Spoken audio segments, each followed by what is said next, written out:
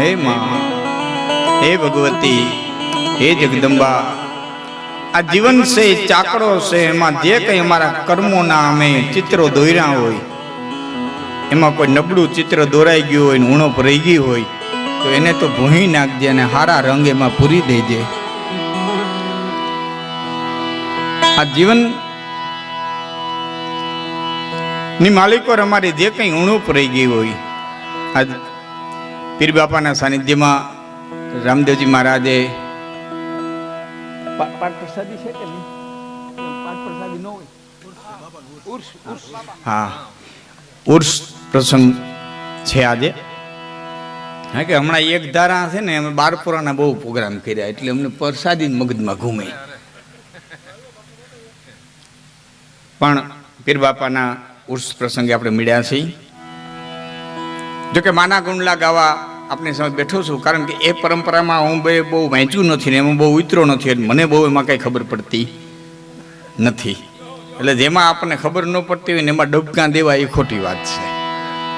એટલે મેં જે વાંચ્યું છે, જે કે એ તમારી સમક્ષ માના ભગવતીના ગુણગાન ગાવા માટે થઈ બેઠો છું. રામ કૃષ્ણ શિવ શક્તિના ગુણગાન ગાવા માટે થઈ અને બેઠો છું. ત્યારે શરૂઆત માની સ્તુતિથી કરું.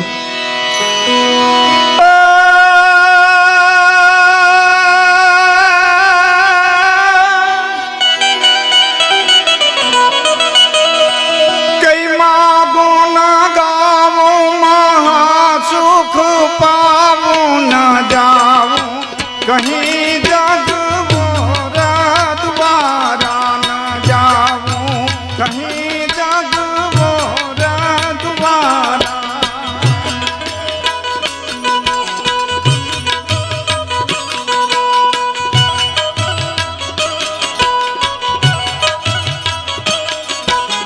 માતના માગવું મેં કછું આનય હો, નિસ ગાવું ગાન તિહારા, અહો નિસ ગાવું ગાન તિહારા.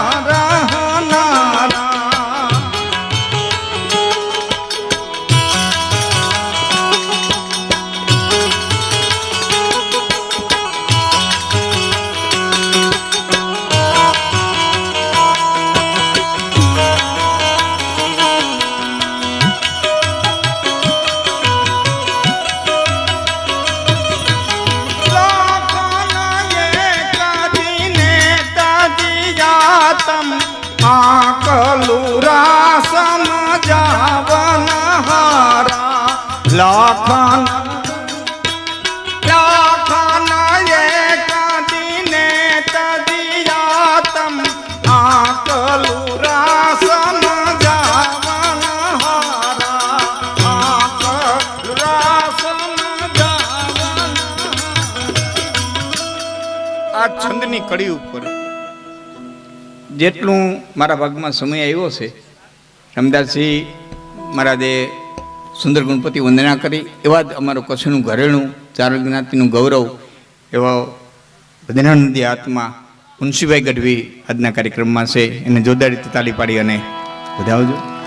બીજા જે કંઈ ભાવભીરા આમંત્રણને માન આપીને આવ્યા હશે કોઈ તો એમની પણ મોજ લેશું.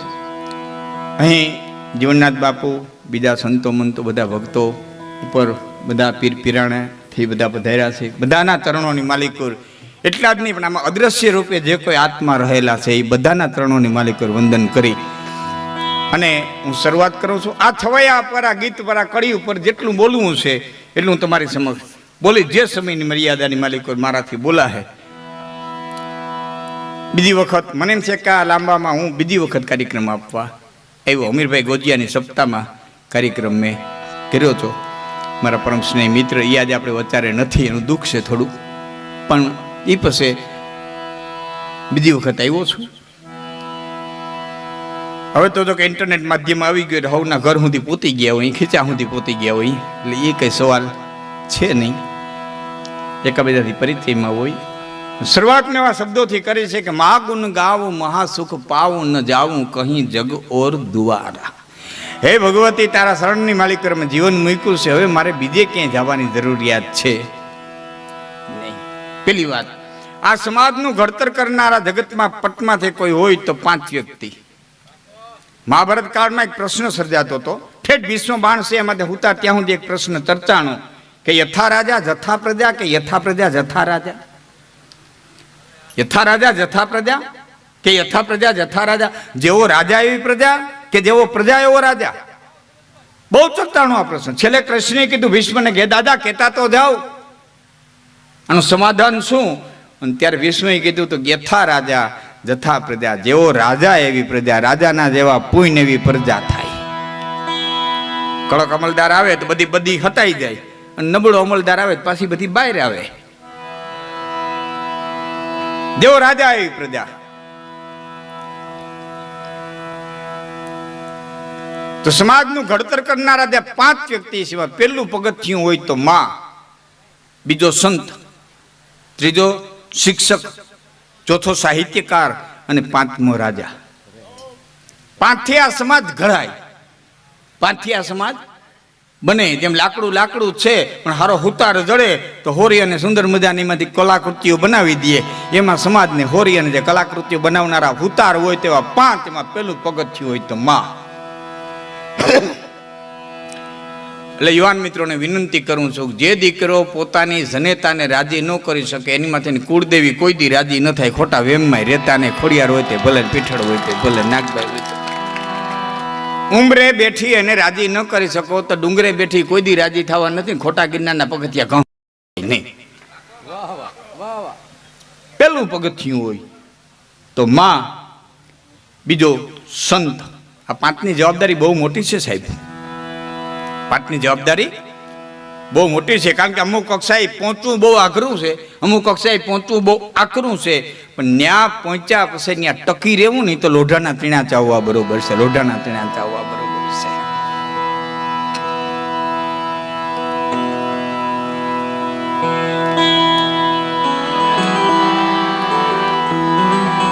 આમ ફરી આવો.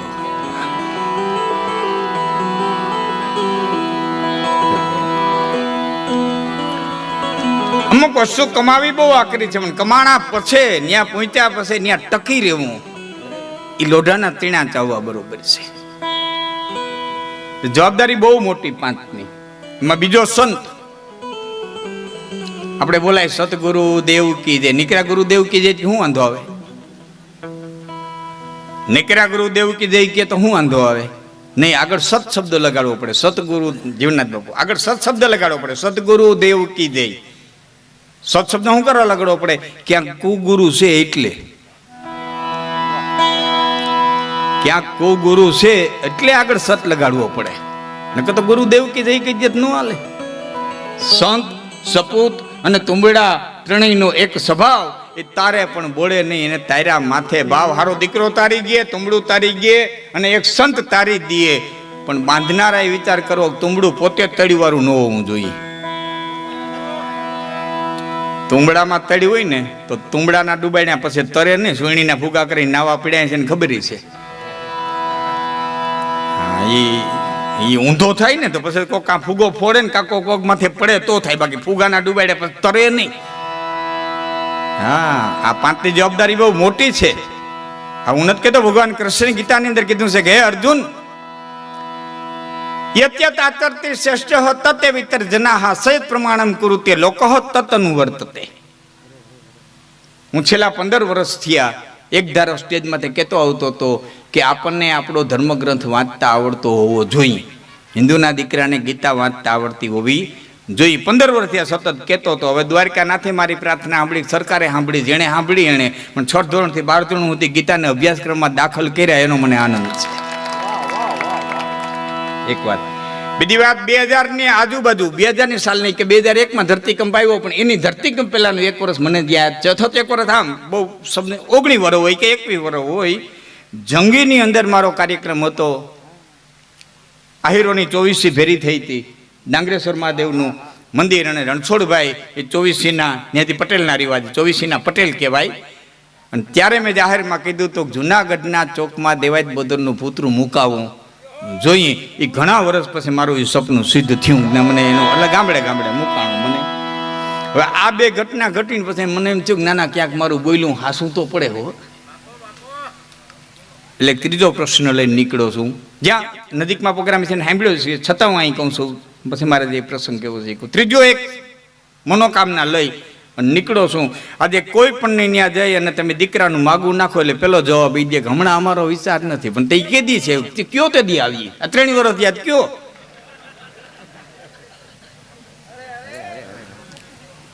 આ 3 વર્ષ યાદ એક ના એક જવાબ અમે સાંભળીએ અને એમાં નક્કી થઈ જાય એટલે શરતો મૂકે, અમારી દીકરી આમ નહીં કરે, અમારી દીકરી આમ નહીં કરે, અમારી દીકરી આમ નહીં કરે, અમારી દીકરી આમ નહીં કરે. એટલે મેં જાહેરમાં કીધું વિધાતા છો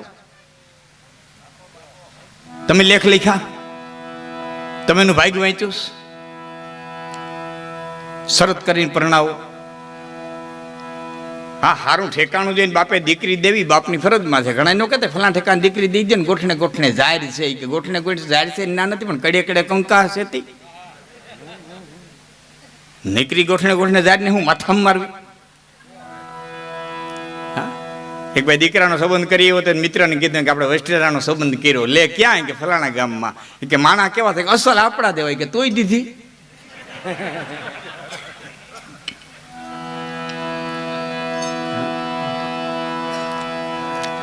શરત મૂકે આમ નહીં કરે, આમ નહીં. જેટલા બાપામાં બેઠા છે તમામને હું વિનંતી કરું છું, જેટલી દીકરીઓને જેટલા બાપે શરત કરીને પરણાવી છે ને દીકરીઓ દુઃખી બહુ થયું છે. જનકે શરત કરી હતી કે ધનુષની પણ ચડાવે અને મારી જાનકી પરણે. એ રામે ધનુષની પણ ચડાવી, ધનુષ ભાંગ્યું, જાનકીજીને પરિણ્યા. આખી જિંદગી જાનકીજી દુઃખી થયા, આખી જિંદગી જાનકીજી દુઃખી થયા. કે સીતાની લેવાય સાર અને કોઈ રાઘવને નો કહ્યું, એ જાતો સ્વાર્થનો સંસાર, એ જાનો કર્મમાં ધોખો કાગડા, યા તો હવા રથનો બાપા જોને હાર. જે હનુમાન 150 યોજનનો સમુદ્ર ટપી અને સીતાજીને ગોતવા ગયો, 150 યોજનનો સમુદ્ર ટપી અને સીતાજીને ગોતવા ગયો, એનો હનુમાન વાલ્મીકના ઝૂંપડા સુધી નો ગયો. મારી વાત સમજાય નહીં તો મને કહેજો, હું ચોખડ કરી દઈ. નકર મેરઠ છેટો નહોતું એ વખતે, વાલ્મીકનો આશ્રમ મેરઠમાં હતો. સીતાજીનો ત્યાગ કર્યો ને એ વખતે આશ્રમ મેરઠ છેટો નહોતો અયોધ્યાથી. 150 યોજનનો સમુદ્ર ટપીને ગયો, એ વાલ્મીકના ઝૂંપડા સુધી નો ગયો. કવિ કાગ તો ત્યાં સુધી કે ઝૂંપડા સુધી ગયો તો નહીં, પણ રામના કાનમાં કહેવાય ન ગયો, સીતાની લેવા સાર અને કોઈએ રાઘવને ન કહ્યું. આ તો સ્વાર્થનો સંસાર. આ તો હવારથનો સંસાર છે, ગાડાના પૈડા જેવો. હા, તમને ખબર છે કે ટબુડી આવે, ટબુડી હોય એને બેઠક ન હોય, એવડી ટબુડી હોય એને બેઠક ન હોય. આમ ઢાર હોય તો આમણી કો ઢરી દે, આમ ઢાર હોય તો આમણી કો ઢરી દે. એને આગમણીમાં રાખવી પડે. આગમણીમાં રાખો ને, રાખમાં રાખો ને તો જ હરખી રહીએ. ઘણા ટબુડિયા જેવા હોય, જ્યાં ઢાર દેખો ત્યાં ઢરે, આમ ઢાર દેખે તો આમ ઢરી દે, આમ ઢર પોતાનું કઈ નક્કી જ ન હોય.